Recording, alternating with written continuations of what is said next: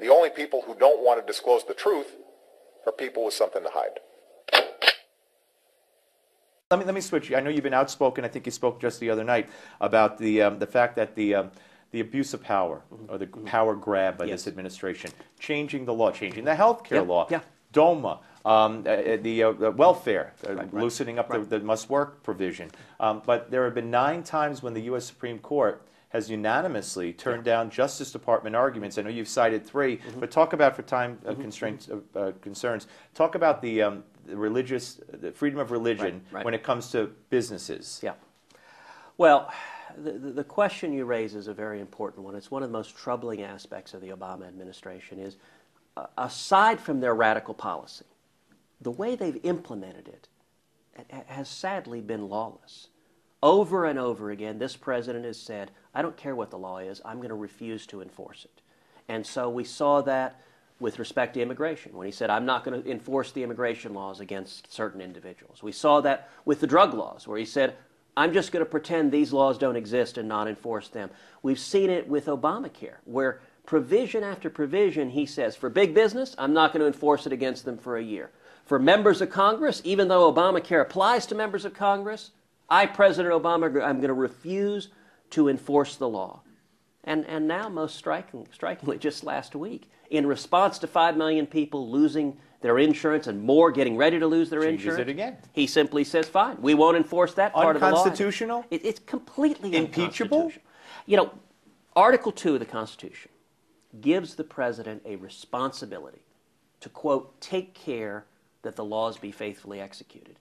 We have never seen a president behave like President Obama, who believes he can just pick and choose. He'll enforce this law, not enforce another law. I mean, that is impeachable, deeply dangerous. You know, that's a question for the House, ultimately. The House, under the Constitution, makes the decision whether to impeach, and then the Senate is charged with trying it. So that's a question for the House to assess. Would you urge them to consider it? You know, any impeachment would have to be tried in the United States Senate. So since my responsibility would be to render judgment, I would not want to urge the House to do anything other than exercise its best judgment, and then I would endeavor to do the same on my end. Now, I know and I believe you when you say you're serving the people of Texas. You're a year or so into this whole thing, and I know Barack Obama got some criticism for just getting elected to the Senate and then running for president, and I don't compare you to him in any way. Don't get me wrong, but you have to have national aspiration. I mean, you have to.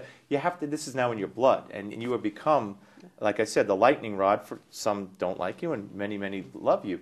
So, is the presidency something you will one day consider? Not today, maybe not in 2016, but will you consider that?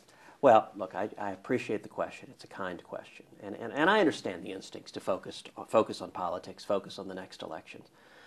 I'm trying very hard to keep my focus on the substance. I think the challenges facing our country are enormous. I don't think we're at a typical time. We're facing a fiscal and economic cliff that is bankrupting this country. But who better than the chief executive to get us out of the mess? Well, what I can tell you is 2 things. Number one, I think the Senate is the battlefield right now, and my focus is on the U.S. Senate, on standing up and fight to pull us back from that fiscal and economic cliff, to get back to free market principles and get back to the Constitution.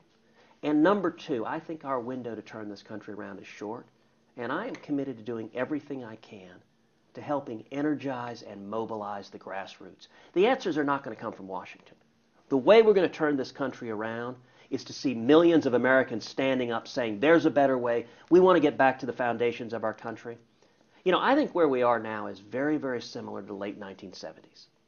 Late 1970s, we had Jimmy Carter years, terrible economy, double-digit unemployment, 22% interest rates, a feckless foreign policy. And yet what we saw all across this country was a grassroots movement, the Reagan Revolution, where millions of men and women, individual citizens, said, there is a better way, let's get back to the principles this country was founded on. The only people who don't want to disclose the truth are people with something to hide.